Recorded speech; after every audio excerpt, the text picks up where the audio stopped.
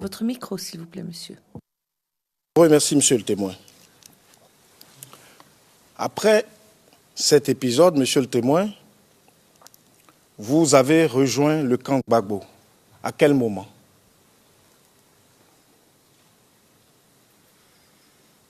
Merci. Et, s'il vous plaît, monsieur le témoin, comme je l'ai dit tout à l'heure, mes questions sont très précises et concises. C'est une exigence pour la bonne compréhension, donc je vous invite véritablement à répondre le plus précisément possible aux questions. Voilà, je tenais vraiment à vous rappeler cela.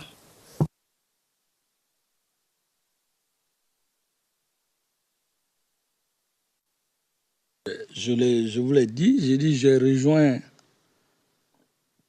le camp Gbagbo lorsque le ministre d'État, Moïse Lida Kwasi, que j'avais rencontré à Paris, à qui j'avais dit ma vérité, et je me souviens, un camp olympien m'avait dit non, il nous avait invités à Abidjan, et M. Moïse Lida Kwasi, après nous avoir reçus avec les hommes d'affaires, m'a parlé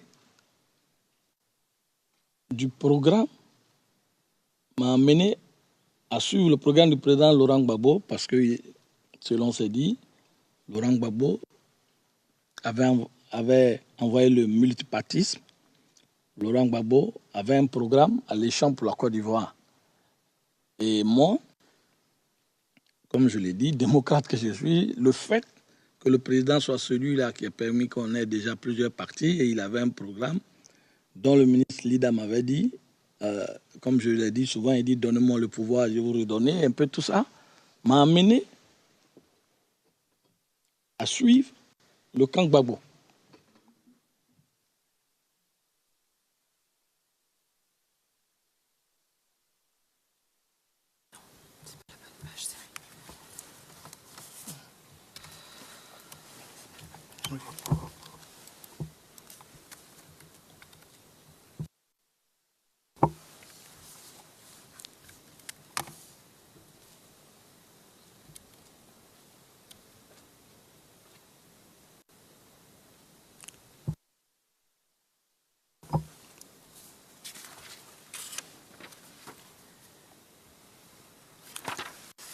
Alors, ce que je voulais juste savoir, lorsque vous rejoignez donc le camp Gbagbo, et notamment par le biais du ministre Lida,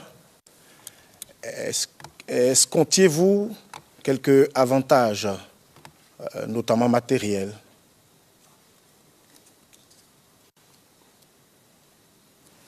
Je ne vous suis pas maître, s'il vous plaît. Soyez plus simple, je vous en prie.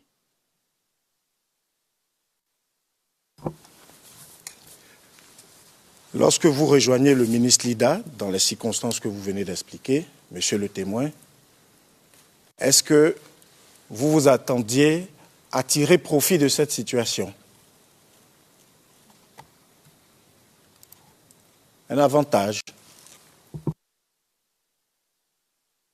Maître, l'avantage pour moi, c'était que mon pays accède au multipartisme et que la démocratie soit une réalité vivante en Côte d'Ivoire.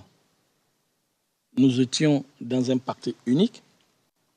Grâce aux actions du président Laurent Gbagbo, selon ce que le ministre Lida m'a dit, la Côte d'Ivoire avait accédé au multipartisme. Et pour quelqu'un qui a vécu en France et qui vit en France d'une manière basique, qui connaît la démocratie européenne, là où tout le monde a l'occasion de s'exprimer, Laurent Gbagbo déjà le ministre d'État Lida Kwasi, que je dis, m'avait déjà convaincu, puisque je vous rappelle qu'antérieurement, je l'avais eu à Paris où je lui avais dit de visu ce que je pensais. Et j'escomptais, puisque aussi j'étais venu avec des hommes d'affaires, je dis, des partenaires, pour moi, quoi de plus normal? Je parlais à un ministre d'État qui n'était non moins d'une petite personne qui était quand même un décideur pour nous ouvrir dans le cadre de nos affaires. Voilà. Pas plus.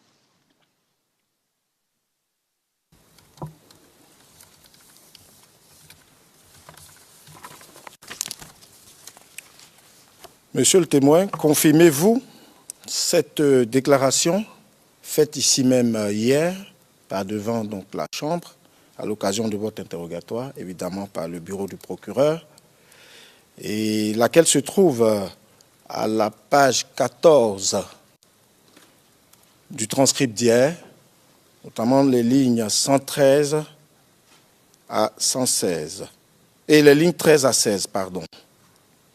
Et je vous cite.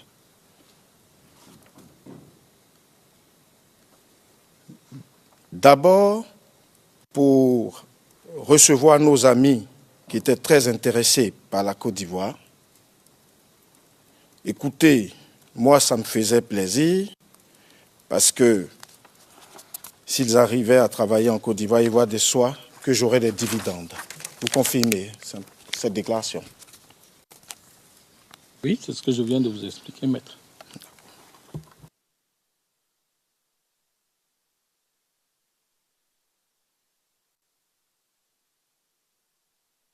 Monsieur le témoin, vous rejoignez donc le camp Gbagbo.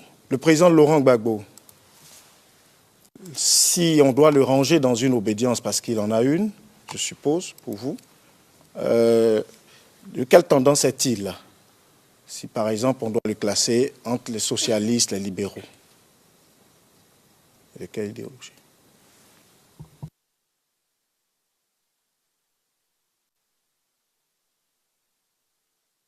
Je m'excuse, maître, soyez un peu plus explicite. Je ne saisis pas la quintessence de votre question, s'il vous plaît.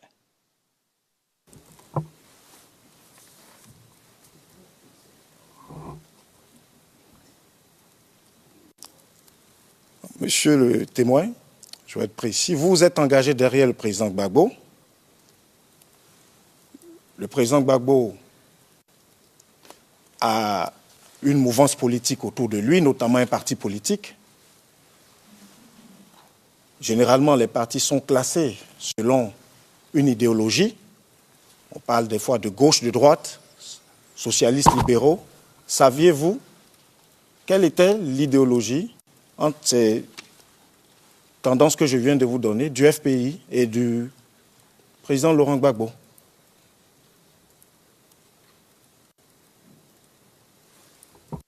Le président Gbagbo,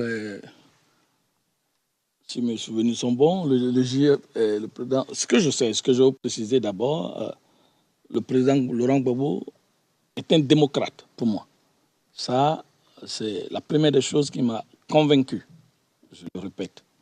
Et son parti politique était plutôt, je crois, de gauche, de gauche. Si mes souvenirs sont bons, de gauche.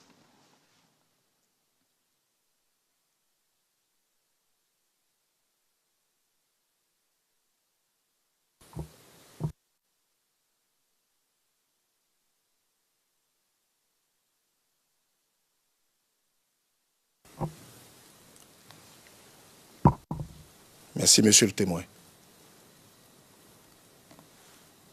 Après votre engagement au niveau et auprès donc, du camp Gbagbo, vous rejoignez le camp Ouattara.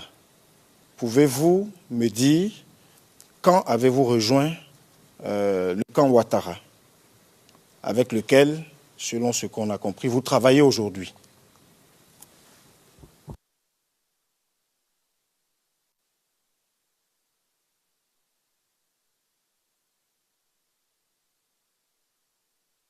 Je vous remercie, maître. Je vous ai expliqué que, avec votre permission, je suis sorti le 22 avril. Et au Ghana, j'ai croisé un ami qui, lui, était du PDCI. Je me suis fait aider par un ami qui avait...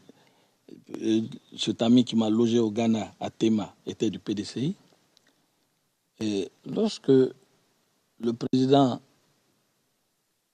Alassane Ouattara, dans son discours de serment à Yamoussoukro, a lancé un appel à tous ses frères de la LMP, point sur lequel j'attendais, puisque là-bas on suivait. Je me suis dit, et j'ai dit à mes jeunes, j'ai dit, voilà quelqu'un qui ressemble à Félix Houphouët-Boigny. Et ainsi de suite, c'est arrivé jusqu'à ce que nous rentrions à Abidjan, moi et mon ami, l'ex-maire de Yopougon, Bamana Djidan, et 3 cas de réfugiés.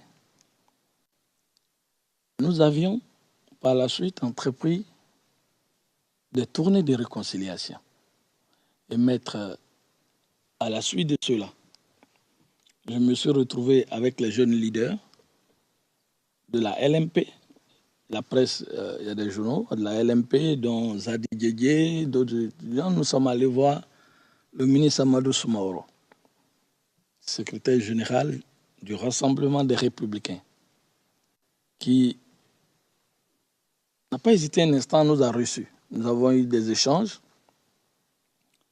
Et lorsque nous avons eu ces échanges, il nous a félicité pour notre courage politique. Nous lui avons dit pourquoi nous étions venus et que pour nous, il fallait que aujourd'hui les babouistes et la LMP puissent avancer et que chacun nous exprimons réellement la démocratie en Côte d'Ivoire. J'étais le chef de délégation, ça s'est passé au siège du Rassemblement des Républicains. Après cela, maître, nous avons eu une autre rencontre avec...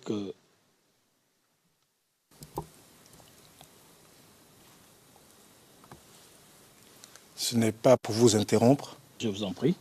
Mais il est nécessaire de répondre avec le plus de précision possible. Et ma question, c'était d'abord quand ? Quand avez-vous rejoint le camp Ouattara avec lequel vous travaillez aujourd'hui? C'est ça la question. Quand je suis rentré en Côte d'Ivoire. Et à mon retour. Est-ce que vous pouvez préciser la période? Exactement pas, mais ça a mis un moment parce que quand je suis revenu, maître, j'ai organisé la première tournée avec l'honorable Soro Alphonse à l'ouest. Ça, c'était dès que nous sommes arrivés, je crois, dans cette période-là. Yep. But that must be a month. Le juge président, vous devez pouvoir donner un mois, à tout le moins, un mois que vous pourriez nous indiquer. Une année et un mois du Ghana. Je crois que c'est dans l'année... nous sommes rentrés vers 2012 et c'est jusqu'à vers la fin de l'année là-bas. So, that means you... Le juge président. Donc, vous êtes resté presque 2 ans au Ghana, en tous les cas 1 an et demi? 1 an. 1.5. 1 an et demi. 1 an et quelques. Pas 1 an et demi, pas 2 ans, non. C'était en 2011 et nous étions déjà en 2012 en Côte d'Ivoire. Nous étions les premiers, moi et l'ex-maire. Le juge président. Oui, mais vous avez dit que vous aviez quitté la Côte d'Ivoire le 22 avril et puis que vous y étiez revenu vers la fin 2012.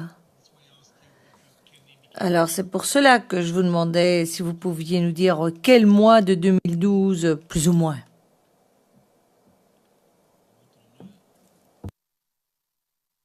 Nous sommes entrés le 22 avril, ça, je l'ai dans la tête, vu comment je suis sorti. Mais nous sommes entrés, nous avons fait presque 1 an au Ghana.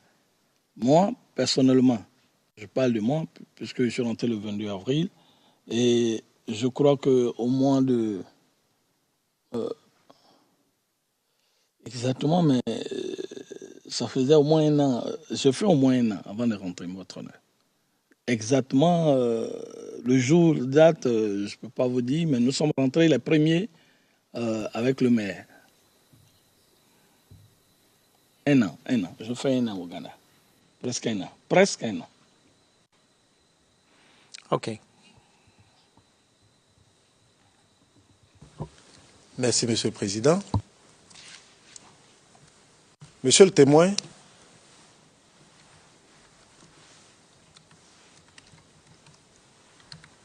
est-ce que vous avez créé un mouvement qui s'appelle Horizon 2020? Oui, maître.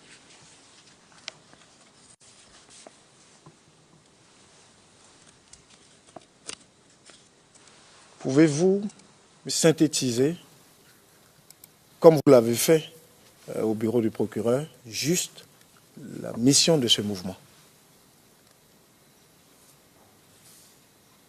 Merci, maître. Horizon 2020, comme l'indique son nom, était un mouvement d'abord de réconciliation des jeunes de la Côte d'Ivoire et était ensuite un mouvement qui se projetait, quand je dis Horizon 2020, parce que je l'ai dit, le président Alassane Ouattara avait dit qu'il ferait de la Côte d'Ivoire un pays émergent à l'horizon 2020. Et vu les actions que nous avions vues faites par le président, donc, pour nous, il fallait expliquer, mais d'abord réconcilier et expliquer à la Côte d'Ivoire que pour que nous soyons émergents en 2020, il y a nécessité que nous puissions nous entendre et il y a nécessité qu'il y ait la paix parce que la paix est le préalable à tout développement.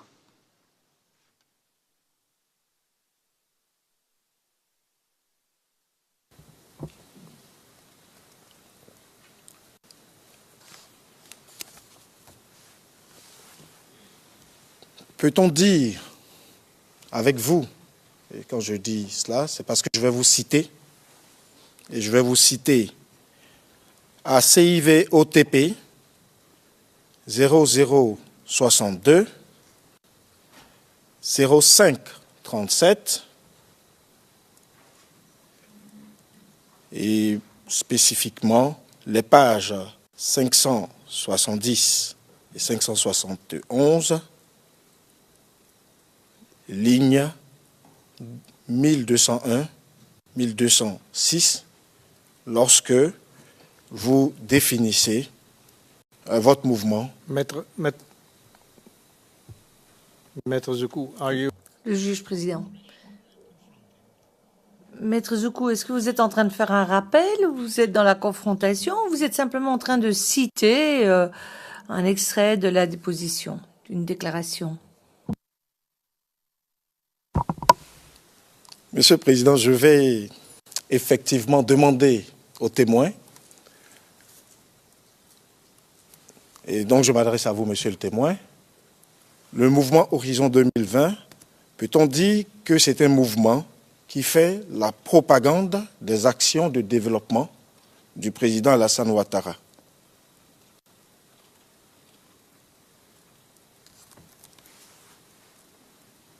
Maître, je vous l'ai dit, Horizon 2020 a deux buts. 1, la réconciliation. 2, se projeter dans le futur en parlant effectivement des actions de développement du président Alassane Ouattara.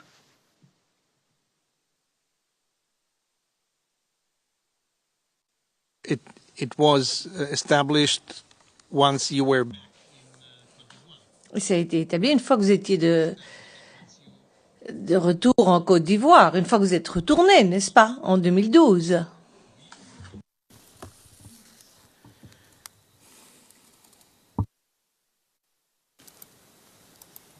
Merci, Monsieur le Président. Je pose la question parce que dans sa déclaration, le témoin est plus précis. Et c'est cette déclaration que je m'apprêtais à lire sous la référence donc, que j'ai donnée tout à l'heure, et dans laquelle donc, le témoin dit « Mais je fais mes missions, j'ai créé mon Which mouvement. » line? Which line? Ah oui, Quelle ligne? 1201 à 1206.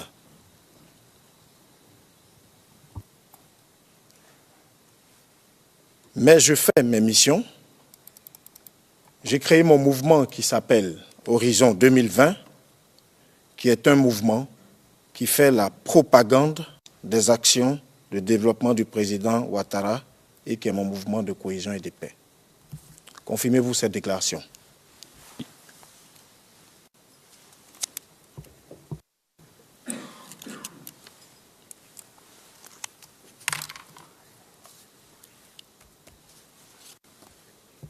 Well, it's what he said before. Le juge président, c'est ce qu'il a dit précédemment, sans utiliser le terme propagande, mais enfin c'est fort semblable. Je crois que nous nous comprenons, Monsieur le Président. Votre mouvement, Monsieur le témoin, Horizon 2020 et toutes vos actions au sein du RDR, sont-elles financées et par qui? Je vous remercie. La première mission, je me souviens, qui a consisté avant la visite du président de la République, son Excellence Alassane Ouattara à l'ouest, avec l'honorable Soro, Alphonse, à l'ouest, a été financé, selon ce que l'honorable Soro m'a dit. Il a reçu les moyens du ministre Ahmed Bakaïko, qui nous a permis d'aller d'Abidjan jusque dans le fin fond de l'Ouest pour annoncer que le président serait en visite officielle à l'Ouest.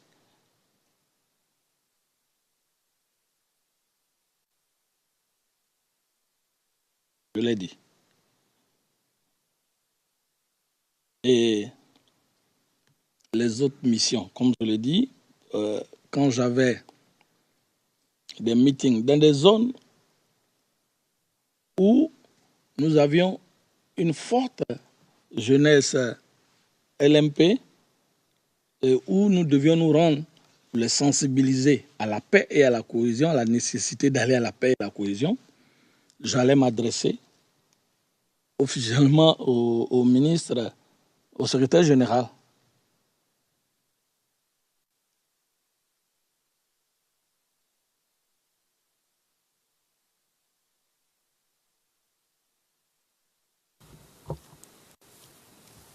Je vous remercie, Monsieur le témoin. Pour en finir sur ce point, je voudrais faire appel à votre mémoire, mais je vous citerai le cas échéant, à propos d'un personnage du nom de Zasso en global, et à propos duquel vous avez fait une déclaration aux enquêteurs. Est-ce que vous vous en souvenez? Oui. D'accord. Je voudrais vous lire. Excuse me. Juge président, la cabine des interprètes anglaises demande d'épeler le nom, je vous prie.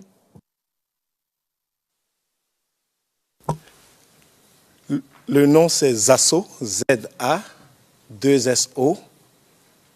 dit en global. Donc en global, c'est E-N-G-L-O-B-A-L, comme global.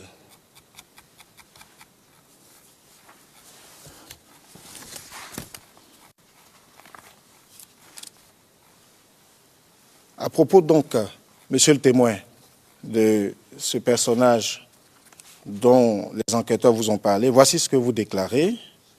Il s'agit de la référence CIV OTP 0062 0632.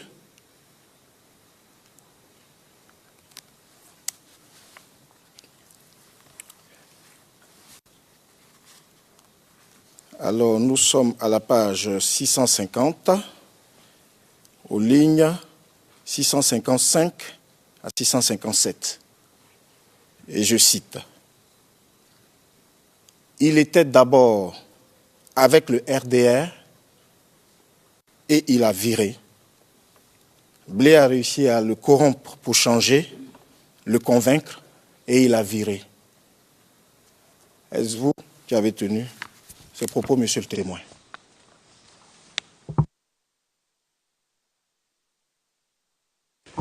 Je vous remercie, monsieur le témoin. Je vous pose une dernière question.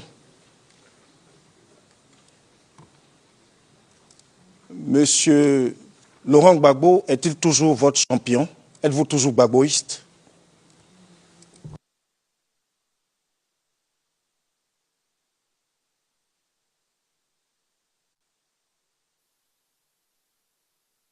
Merci, maître. Aujourd'hui, tout en ayant beaucoup de respect pour le président Laurent Gbagbo, mais je milite dans un parti.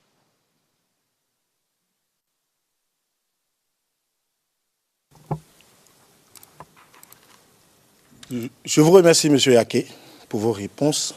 Mesdames, messieurs de la Cour, j'en ai terminé et je vous remercie pour votre patience. Thank you very much, Mr. Knopes. Le juge président, merci beaucoup. Maître Knopes, n'oublions pas de garder un œil sur l'horloge. Je vais juste vous demander, Maître Knopes, si vous avez terminé toutes les questions de la défense à l'encontre de M. Blégoudet ou bien vous faut-il encore du temps? Maître Knopes, il nous faudrait encore 15 à 20 minutes après la pause du déjeuner. Le juge président, très bien, merci beaucoup. Et alors ensuite, nous céderons la parole à Maître Altit afin que celui-ci puisse s'interroger au nom de M. Gbagbo dès que nous aurons terminé. Donc, nous allons nous interrompre, nous allons déjeuner et nous reprenons à 14h30 précise. Je lève l'audience.